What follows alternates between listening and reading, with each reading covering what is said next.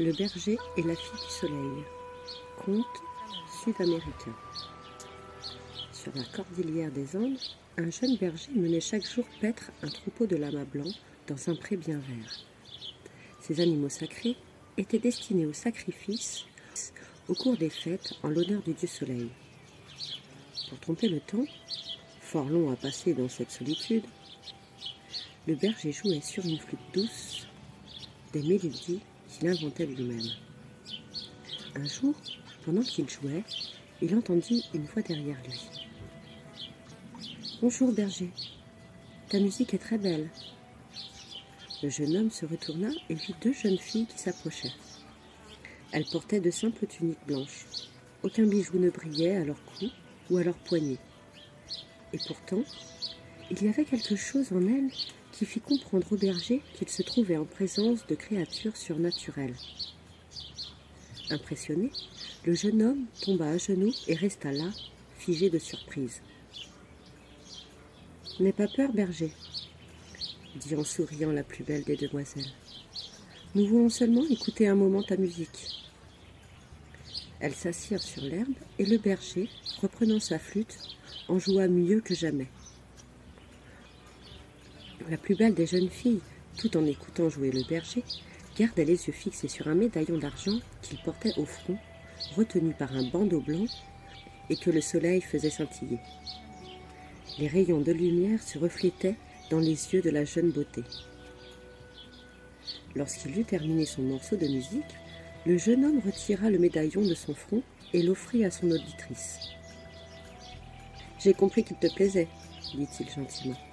« Accepte-le en souvenir de moi. » La jeune fille regarda longuement l'objet qui avait en son centre deux personnages finement ciselés, se tenant par la main.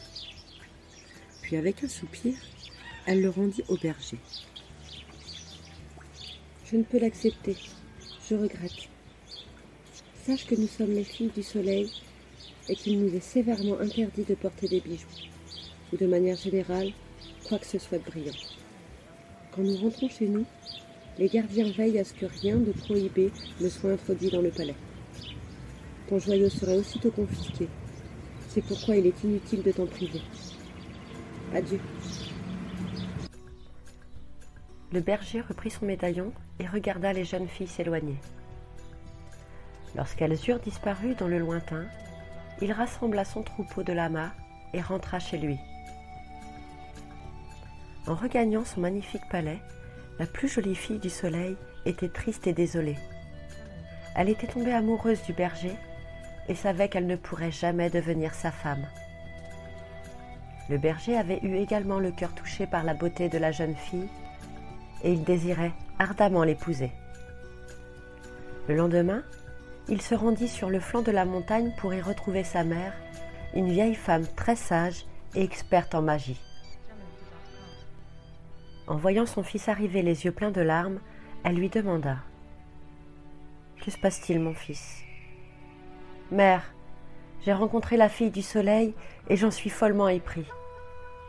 Si je ne pouvais l'épouser, je préférerais mourir. » La vieille femme lui dit « Je vais t'aider, mon fils. Pour l'instant, calme-toi et repose-toi. Je sors pour chercher des herbes. » À peine s'était-elle éloignée sur le sentier qu'elle aperçut deux jeunes filles qui montaient vers la cabane.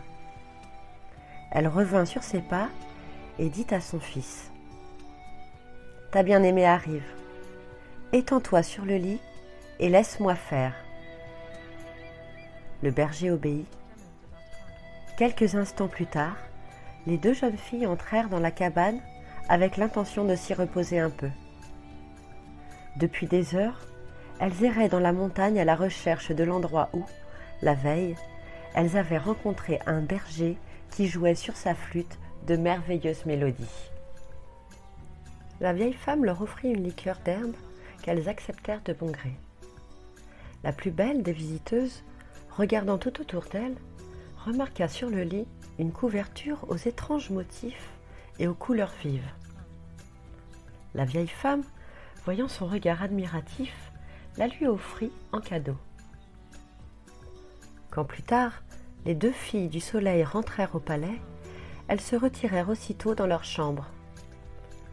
La plus belle des jeunes filles déposa la couverture au pied de son lit, puis elle s'endormit.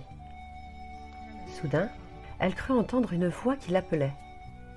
Elle ouvrit les yeux. Le jeune berger était à ses côtés. « Comment as-tu pu entrer ? Aucun mortel ne peut pénétrer dans la demeure du soleil, » murmura-t-elle.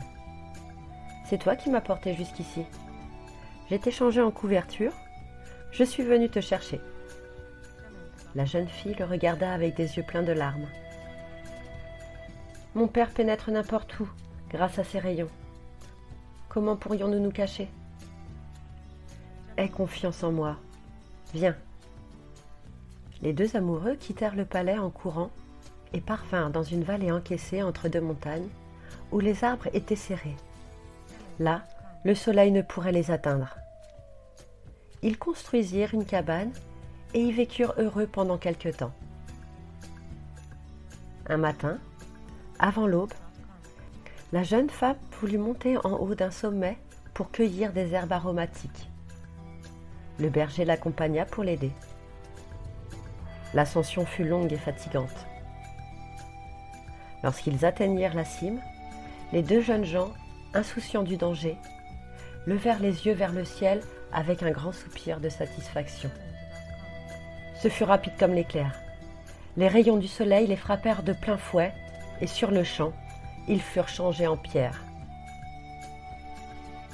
Aujourd'hui encore, on peut voir les 2 statues au sommet de la montagne de Pitou-Ciré. Elles se tiennent par la main et sont unies pour l'éternité, dans la position même des personnages qui étaient gravés sur le médaillon du berger. Merci de m'avoir écouté. Le berger et la fille du soleil, présenté par unlivreunjeu.fr. À bientôt sur le site. Une nouvelle histoire.